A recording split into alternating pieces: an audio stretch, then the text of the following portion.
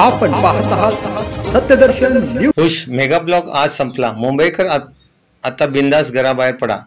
मध्य रेल्वेने शुक्रवार 30 मे रोजी मध्यरात्री 12 वाजल्यापासून ते रविवार 2 जूनला दुपारी 3 वाजेपर्यंत विशेष ट्रॅफिक आणि पॉवर ब्लॉक घोषित केला होता।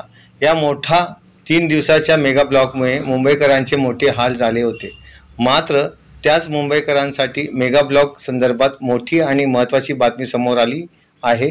मध्य रेल्वे मार्गावर घेण्यात आलेला 3 दिवसांचा विशेष मेगा ब्लॉक आज संपला आहे। CSMT रेल्वे स्थानकावरून लोकल सेवा सुरू झाली आहे। CSMT रेल्वे स्थानकावरून लोकल सेवा सुरू झाल्याने मुंबईकरांना दिलासा मिळाला आहे।